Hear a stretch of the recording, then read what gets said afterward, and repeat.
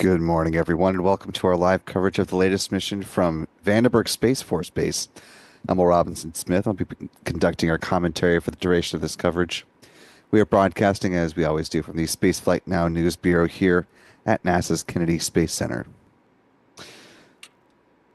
Want to welcome back in all of you who are with us for our live launch coverage of the previously only denoted as the RRT-1 mission, now, of course, having been revealed to be the launch of a GPS-3 space vehicle satellite, RRT standing for Rapid Response Trailblazer. Those details released by the U.S. Space Force's Space Systems Command.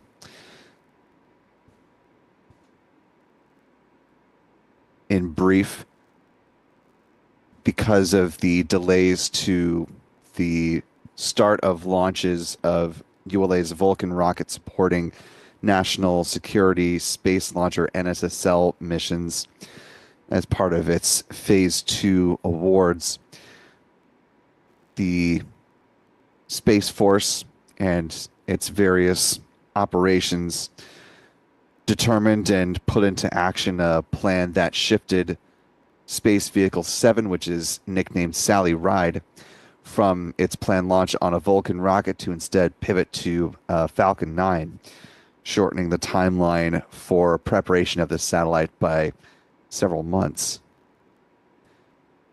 Space Force describes this Trailblazer mission as one that not only allows them to get this asset on orbit, and they did confirm that they had a good acquisition of signal last night, allows them to get this latest GPS satellite, number 31 in the GPS constellation, on orbit and begin its on-orbit checkouts before it goes into full service.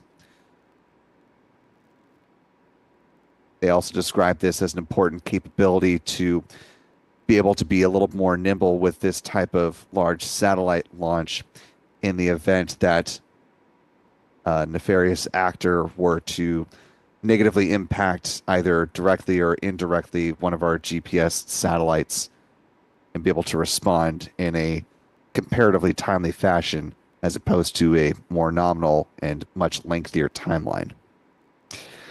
If you'd like to read much more about that mission, we've got a full write-up on it on our website right now. It's over at spaceflightnow.com, where you can check out some of the photos of the GPS-3 satellite nicknamed Sally Ride and some of our photographers' excellent photography from last night. Got images up from both Michael Caine as well as Adam Bernstein. So again, hop over to spaceflightnow.com to check all that out. Coming back to the mission at hand, we've got another mission that is supporting a different government customer, of course, as you can see on the slate here. This is NROL-149, the sixth and final launch of satellites to the NRO's so-called proliferated architecture. These satellites believed to be Starshield, the government variant of the Starlink satellites. SpaceX is tracking towards a launch time at what you see on your screen, 5:19 a.m. Pacific, 8:19 a.m. Eastern, 13:19 UTC for our friends joining around the world. And speaking of joining us, appreciate the 800 and some folks of you who are joining with us live this morning as we're kicking off our coverage. SpaceX has begun prop loads, so they are committing to that T0. If you haven't already, you could do us a huge favor just by hitting the like button on this live stream. It'll allow the YouTube algorithm to do its thing and bring this live coverage to more folks as we continue on through the count, and that is always greatly appreciated.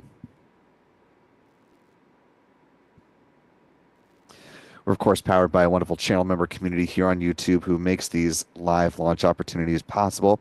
So thanks to folks like Lloyd Green, Patty Chichil, The Rocket Girl, Ray M, KH, Raymar, Butterfly, Skate Letter, and many others. Victor Sedona, hello to you. Channel membership comes with a number of perks, including discounts at our online shop, that is shop.spaceflightnow.com. There you can find embroidered mission patches for both the recently just undocked and returned to Earth, returning to Earth, CRS-31 Dragon cargo mission, and the upcoming mission patch, or the mission patch for the upcoming, I should say, Crew 10 launch, which is set to lift off coming up in the February timeframe. Channel membership also includes access to member-only videos here on YouTube, our member-only Discord, and of course the ability to watch all of our live launch liftoff moments from the Cape in 4K.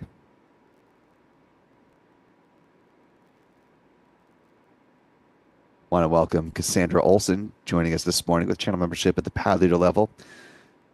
Welcome aboard. We're glad to have you with us. Last but not least, if you have a comment or question about this mission or other things going on in space, or just want to offer a little support this morning, you can use the YouTube Super Chat feature. Not only will you be giving us some interesting things to talk about as we roll on through the count, but you'll be supporting what we do here at Spaceflight Now, and that as well is greatly appreciated. Speaking of, I want to thank one of our channel members, Space Pony, for a $2 Super Chat. Noting, and I haven't seen this specific quote, but supposedly Elon targeting 180 Falcon 9 launches in 2025. Seems potentially possible if everything goes just so. Obviously, it'll require very quick turnarounds of both the launch pads as well as the drone ships, and inevitably at some point during the year they will plan to have some scheduled downtime for each of the drone ships, I would assume, in order to do some refurbishment work and make sure they're still operating as intended. And of course, you have the always unpredictable hurricane season in the back half of the year, and completely unpredictable variables like we had with this year, where Falcon fleet was grounded 3 times at varying lengths. So we'll see. It's certainly going to be a busier launch year, I have no doubt, than this year was. SpaceX currently, with this mission, is aiming for Falcon 9 launch number 126, even with all those caveats I just listed out. So lots more to come in the new year, that's for sure. Now, T-minus 19 minutes, 52 seconds and counting. Let's go ahead and talk about the countdown timeline for this mission coming up here in less than 20 minutes now.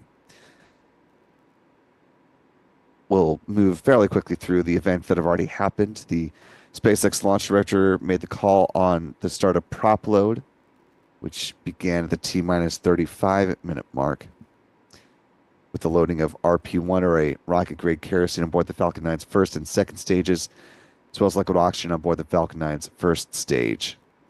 T-minus 30 minutes is when they started loading cryogenic helium into the pressure vessels on the Falcon 9's first stage. Same was true on the second stage. About 5 minutes thereafter, helium is used to pressurize the main propellant tanks during flight. At T-minus 23 minutes is when second stage RP-1 loading wrapped up. Most recent milestone was the start of the strong-back chill-down process. It's when SpaceX is conditioning the feed lines at the pad prior to second stage liquid oxygen load. We see that manifest as the so-called big vent happens about T-minus 20 minutes and 20 seconds, or thereabouts. Next milestone coming up, of course, is the loading of second stage liquid oxygen at the 16-minute mark.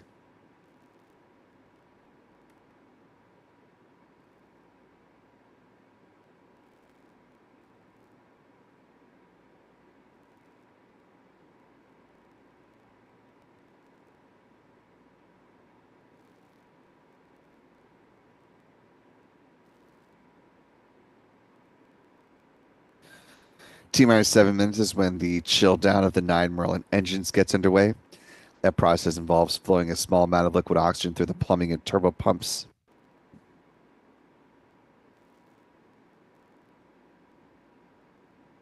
Helps protect the engines from the risk of thermal shock and damage during the startup sequence.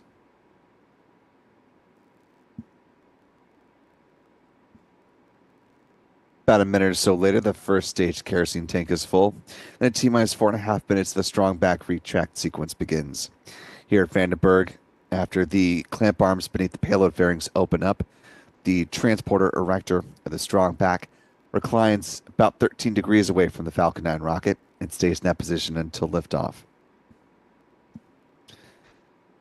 T-minus 3 minutes is when the first stage LOX tank is full. Same is true on the second stage, about a minute thereafter, at which point the Falcon 9 rocket is fully loaded with 1 million pounds of propellant. In the final 60 seconds, as we hear the call that the Falcon 9 is in startup, the countdown is being handed over from the ground sequencer to the Falcon 9's onboard flight computers, and the propellant tanks are brought up to flight pressure. SpaceX launch director will give their go for launch 45 seconds before liftoff. The engine ignition command is issued at T-minus 3 seconds, and if all 9 Merlin engines on the Falcon booster are healthy and ignite as expected, the command will be given for the hold down clamps to release the Falcon 9 rocket for a T0 liftoff. Again, coming up here, 5:19 a.m. Pacific, 8:19 a.m. Eastern, 13:19 UTC, or in T-minus 16 minutes, 18 seconds and counting. Second stage LOX load is about to begin.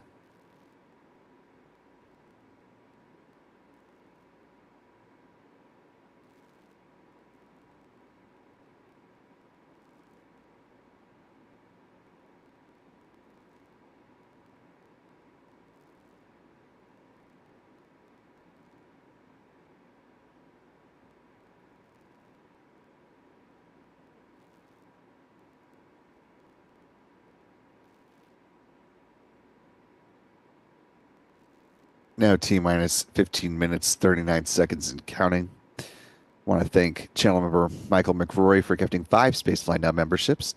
Really appreciate that, Michael. Thanks for that generosity today. And to our 5 newest channel members, welcome aboard to each and every one of you.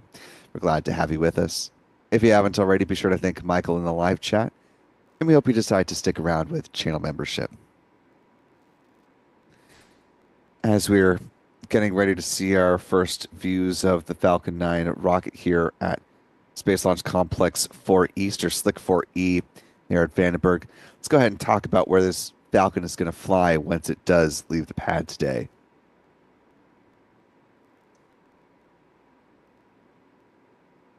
Falcon 9 rocket, after lifting off, it's going to be heading in a southeasterly trajectory along the coast of California and Mexico. Falcon 9 first stage booster B-1063 in the SpaceX fleet will follow the arc of that orange line there on your screen. Such a touchdown on the SpaceX drone ship called, of course, I Still Love You. If successful this morning, this will mark the 114th booster landing on that particular drone ship, the 305th overall drone ship landing, and the 384th booster landing for SpaceX to date. Of course, SpaceX cares not only about recovering its first stage boosters, but also the payload fairings at the top of the Falcon 9 stack. SpaceX's most flown fairing half, as reported, has flown 21 times. Its booster record is 24 flights. That currently held by booster tail number 1067. The booster flying today, though, no stranger to spaceflight. It's going to be making its 22nd flight today. So just 2 behind the flight leader after this mission is complete. SpaceX will bring the fairing halves after they splash down in the Pacific Ocean onto one of its recovery vessels. I believe the one they have out here in California is called Go Beyond.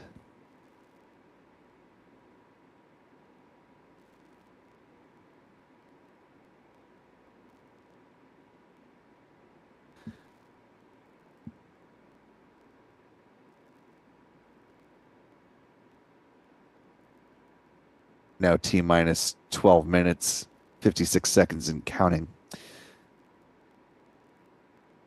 The payload on board today, as mentioned at the top of the broadcast, is the sixth and final batch of satellites for the National Reconnaissance Office, so-called proliferated architecture, a series of satellites believed to be Starshield, manufactured by SpaceX in partnership with Northrop Grumman on behalf of government customers. This being the 22nd launch of this Falcon 9 first stage booster. Let's go ahead and step through its flight history while we have a little bit of time here. Talk about where it's been before we see where it's going next. Its first launch came back in 2020 on November 21st. This was the launch of the Sentinel-6 Michael Freilich. This is a radio altimeter satellite created in partnership between multiple organizations here in the US as well as in Europe.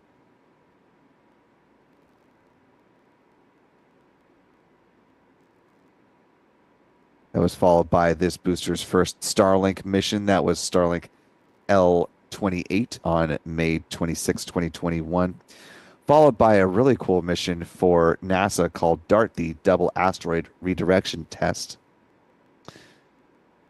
This was a demonstration mission for NASA to see if it could alter the path of an asteroid if it's intercepted far enough that could potentially protect Earth. This being NASA's first planetary defense mission. The sequel mission, if you will, Hera, was launched aboard a Falcon 9 rocket as well by the European Space Agency. And that will go to, as they describe it, investigate the crime scene, if you will. See the impact of DART up close and a few years after the fact.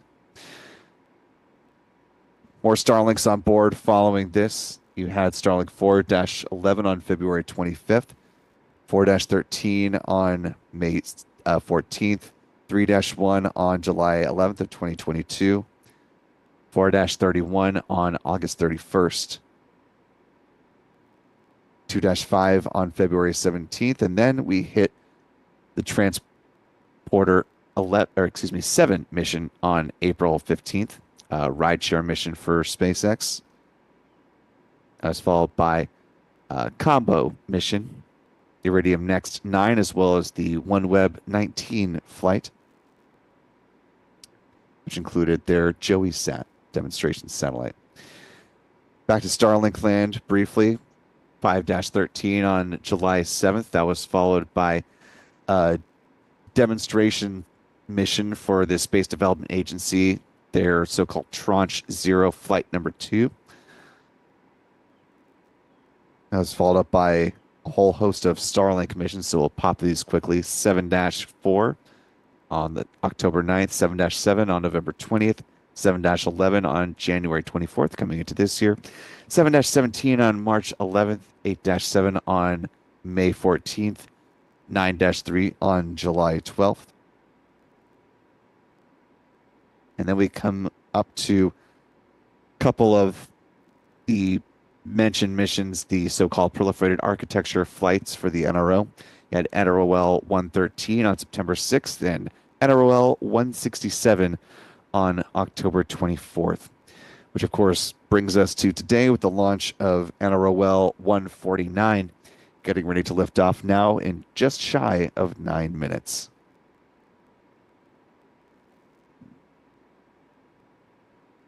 Next milestone coming up is the chill of the 9 Merlin engines at the base of the Falcon 9 rocket. It's beginning in just about a minute and a half.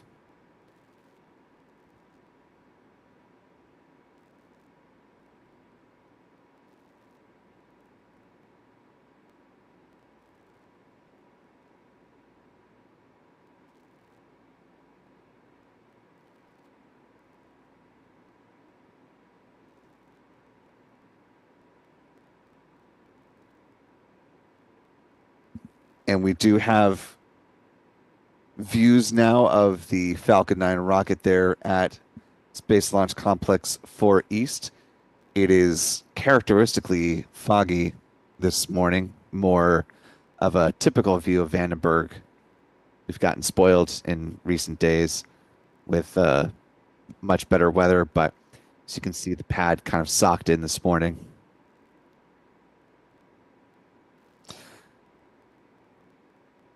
As was the case with the launch last night of the RRT-1 mission, at the request of the customer here, the National Reconnaissance Office, there will not be showing upper stage views of the Falcon 9 rockets. So following stage separation, on point or on camera, on vehicle camera views will only come from the booster, and views will wrap up shortly following booster landing on the drone ship. Of course, I still love you.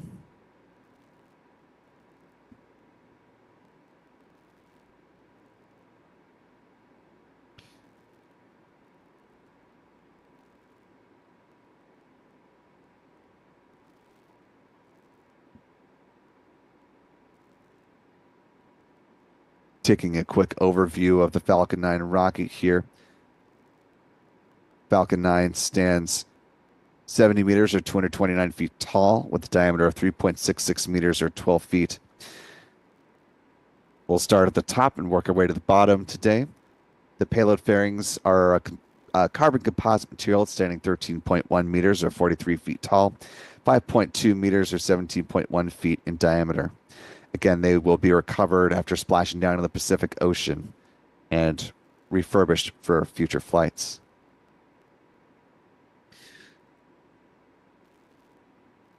Just call for stage 1 RP1 load has concluded.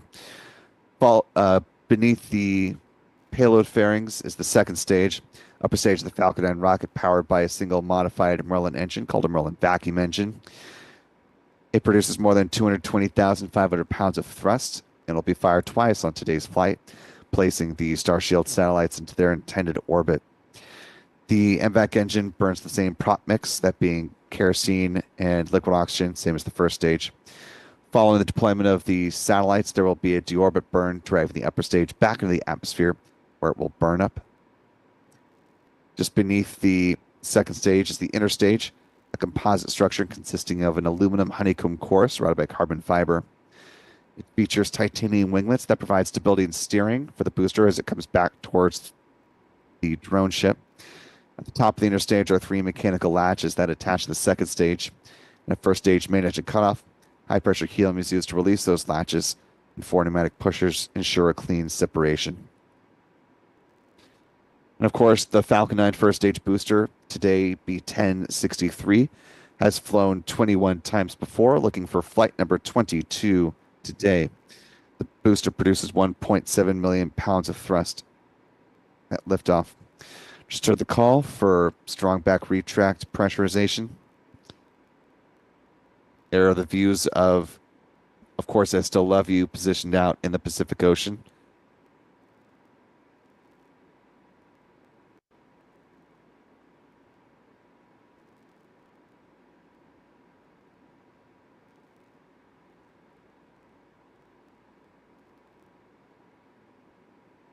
Taking a look at our live chat here as the call for MVAC retract just made. Shortly, the clamp arms beneath the payload fairings will open up. Kind of hard to see with all the fog, but those clamp arms will release, and then the transporter erector and the strong back will recline about 13 degrees away from the Falcon 9 rocket. I want to thank the more than 4,600 of you who are joining with us live this morning. If you haven't already, you could do us a big favor just by clicking the like button, allowing some more folks to find their way into this live launch coverage as we continue on through the final few minutes of the count. I also want to thank channel member Apocalypse Cow for gifting 5 Spacefly Now memberships. Really appreciate that. And to our 5 newest channel members, welcome aboard. We're glad to have you with us. Be sure to thank Apocalypse Cow in the live chat if you haven't already. We hope you decide to stick around with channel membership.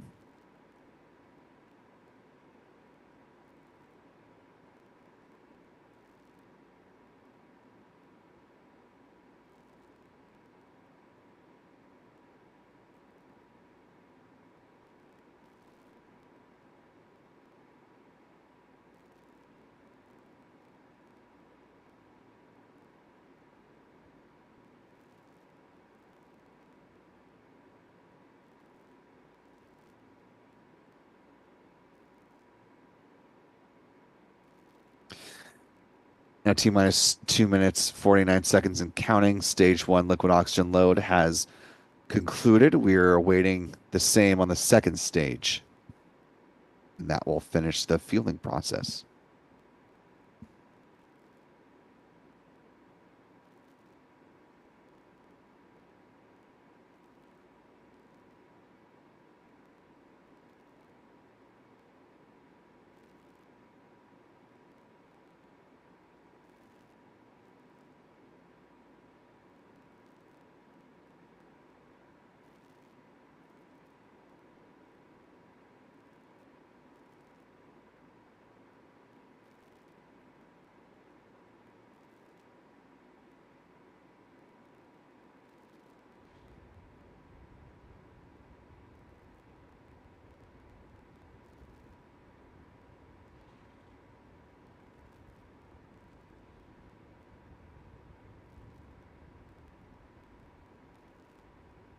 Just waiting on that confirmation that LOX loading has completed on the second stage. But after that Stage point... 2 LOX load is complete. There we go, we just heard. With that call now from SpaceX, the Falcon 9 rocket is fully loaded with 1 million pounds of propellant. You can just barely make out through the fog the ground gas closeouts there. If you look just above the spotlights in the center of your screen, you can see a little bit of extra cloud. That is SpaceX purging the remaining LOX from the feed lines. SpaceX reports that there are no issues being tracked on either the Falcon 9 rocket or the payload today. All good indications that they are ready for launch now with less than a minute to go. We'll return to the live chat here in just a minute. We're just listening for the go for launch. Director, go for launch. And with that clear from SpaceX, we are now just a little more than 30 seconds away from the liftoff of this Falcon 9 rocket. So we're going to go ahead and step back for a moment, listening to the final 30 seconds of the count, and we will be back with you on the other side of liftoff with some additional commentary.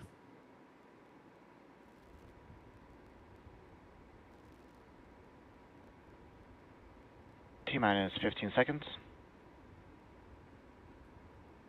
T minus 10, 9, 8, 7, 6, 5, 4, 3, 2, 1, ignition.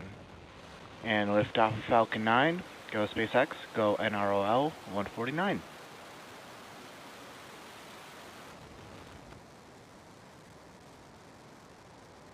Stage 1 propulsion is nominal.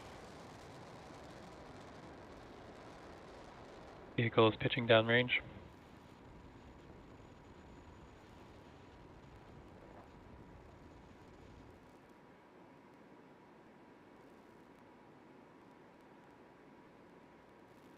T plus 30 seconds into flight, Falcon 9 has successfully lifted off from Slick 4 East at Vandenberg Space Force Base in California at 5:19 a.m. Pacific time. Coming up shortly here, we will be Power passing... and telemetry are nominal. We will be passing through max Q, and this is the point in the mission profile where the vehicle experiences the greatest amount of aerodynamic Vehicle is stress. supersonic. Just ahead of max Q, we do throttle those M1D engines down.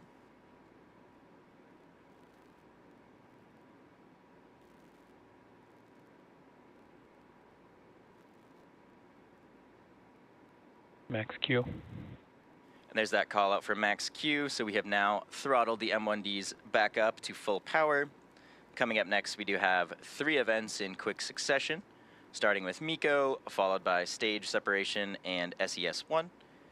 Main engine cutoff, or MECO, is where all 9 of those M1D engines shut down to slow the vehicle down. MVAC chill.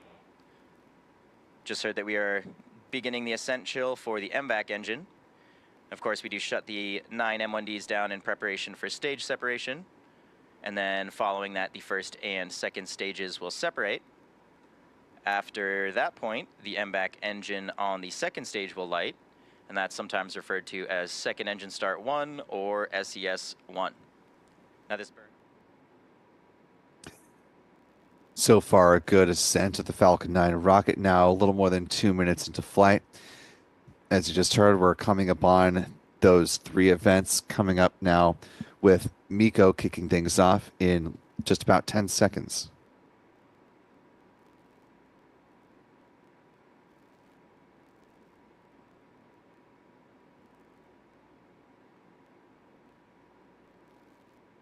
Main engine cut off.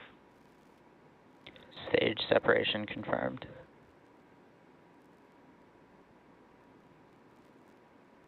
MVAC ignition.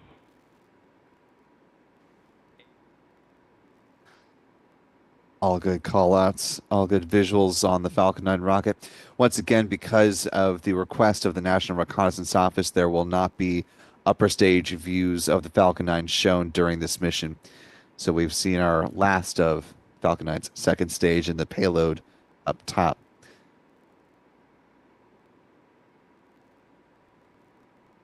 Fairing separation confirmed.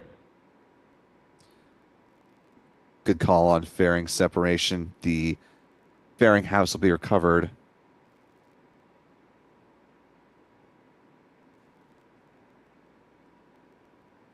after splashing down in the Pacific Ocean. Did hear from SpaceX commentator that one of those fairing halves is making its 10th flight today, the other its 9th. Now T plus 3 minutes 40 seconds into flight. Next milestone coming up is the first stage entry burn, where SpaceX will ignite 3 of its Merlin 1D engines at the base of the Falcon 9 first stage booster. That burn lasting about 19 seconds in total. And that will help dramatically slow down the booster in preparation for its landing on the drone ship. Of course, I still love you. Booster approaching its apogee here. Looks like it's going to top off at about 118 kilometers in altitude.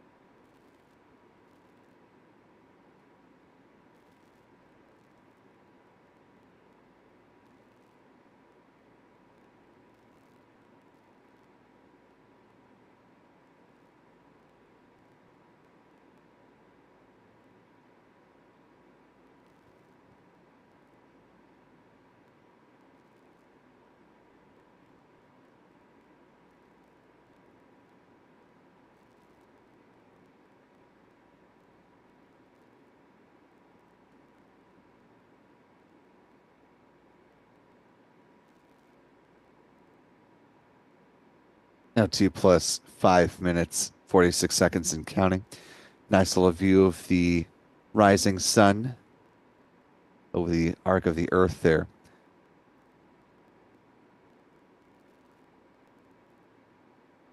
Now a little more than 6 minutes into flight. Once again, we are awaiting the start of the first stage entry burn. Should begin in just a few seconds.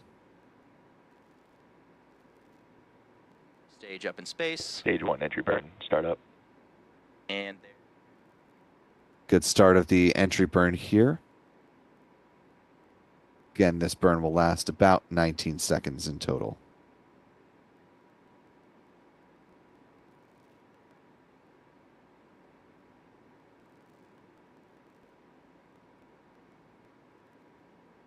With the conclusion of that entry burn, now you can see the telemetry data showing the Falcon 9 first stage dramatically slowed down, aided as well by atmospheric drag, setting up for the first stage landing burn to begin at T plus 7 minutes and 52 seconds, with the drone ship landing set for just after the 8-minute mark.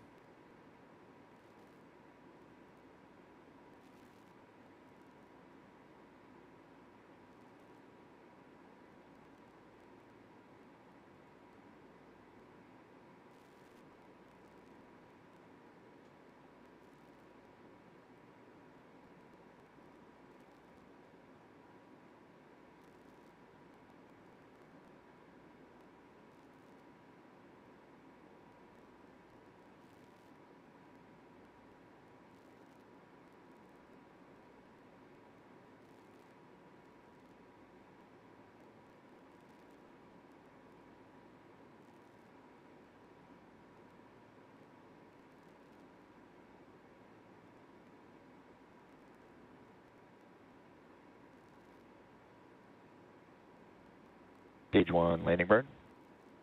Stage 2 terminal guidance. And there we go. The landing burn has begun. We're now just waiting for Falcon 9 to land on Of Course I Still Love You in the Pacific Ocean, which you can now see there on your screen. Stage 1 landing leg deploy.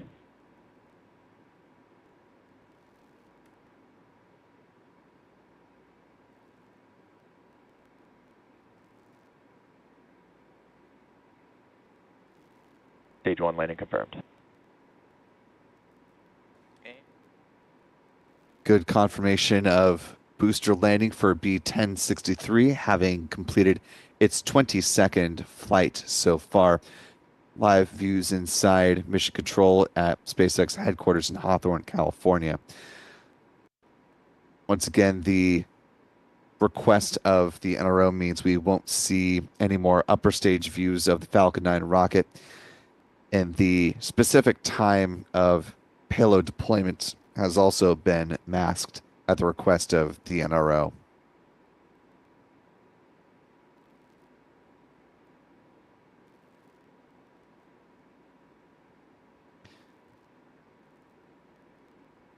Did hear that there was a successful orbit insertion for the upper stage.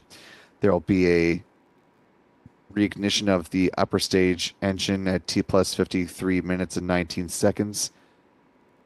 Likely a very brief second burn of that upper stage engine.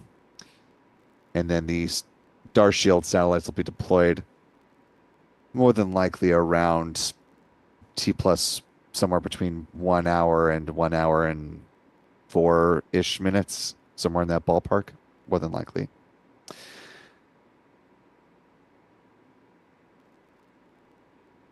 With our mission now in the rear view mirror as far as on rocket camera views, we're going to go ahead and begin to wind things down. But before we do want to make sure you are aware of one more item coming up on the docket today, as is currently scheduled. SpaceX has plans to launch this Falcon 9 rocket, which has been standing tall at Historic Launch Complex 39A since yesterday afternoon. This Falcon 9 rocket getting ready to support the mission called O3B mPOWER 7 and 8 on behalf of Luxembourg-based communications company SES. Brand new Falcon 9 rocket making its first flight today. There's a 1 hour, 27-minute launch window that opens up at 3:59 p.m. Eastern per SpaceX. If for whatever reason SpaceX is unable to launch today, they do have a backup opportunity tomorrow at the same time.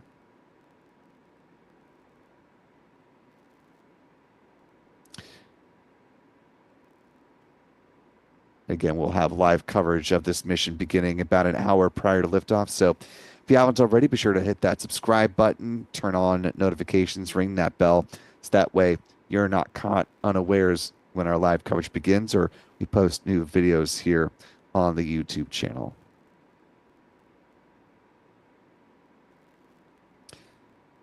Just before we get to our mission stats, do want to thank Michael McRory, one of our channel members, for a $10 super chat. Really appreciate that, Michael. Who says first booster that gets to 30 launches should be donated to a museum.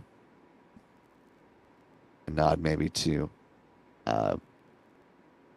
famed fictional archaeologist Indiana Jones. Of course, SpaceX is in pursuit of certifying its first stage boosters for up to 40 flights apiece. So probably won't see the first 30 launch booster head to a museum just yet.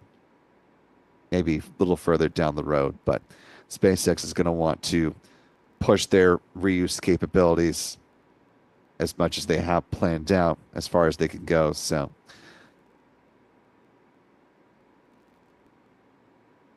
time will tell when the next museum-bound Falcon will make its entrance. Until then, let's go ahead and memorialize this launch with the mission stats as they currently stand. This was the 22nd flight of Falcon 9 Booster 1063, as we mentioned.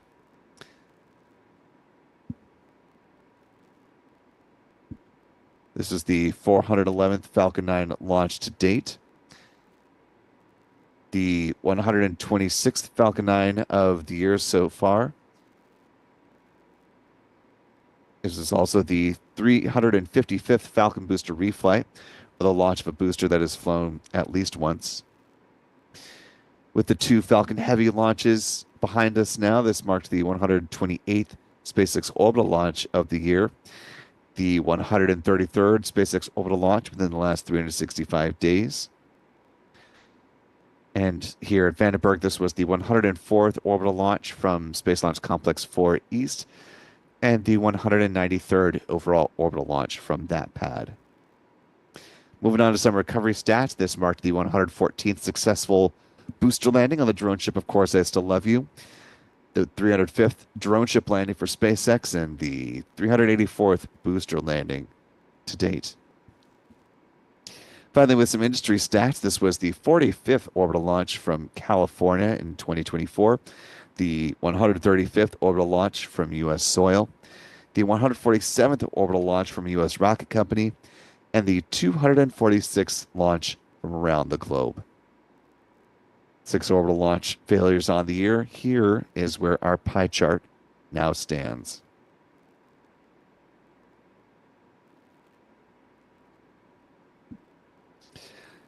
Closing things out, I want to thank all of our wonderful channel members who have helped support this live launch coverage, make it possible today. Appreciate all of your ongoing support of what we do here at Spaceflight Now. Of course, our photographers were off for this mission, but they'll be back in action for the launch this afternoon. Again, that being the launch for SES O3B Empower.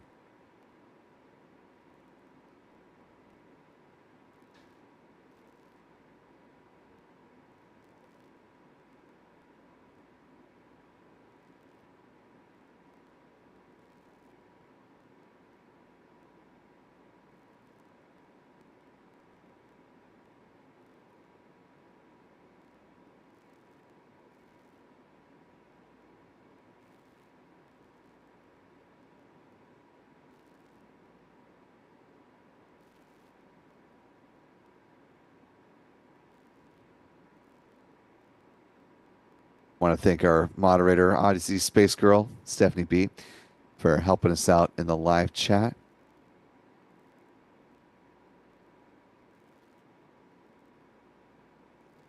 Also want to thank our Spaceflight Now editor, Stephen Young, for running the technical operations of the broadcast today.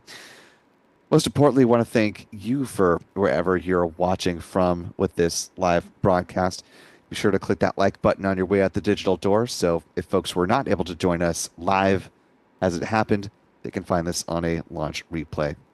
For all of us here at Spaceflight Now, I'm Will Robinson Smith. Remember, be good to yourselves, be good to others, and we will see you next time, folks. Until then, bye-bye.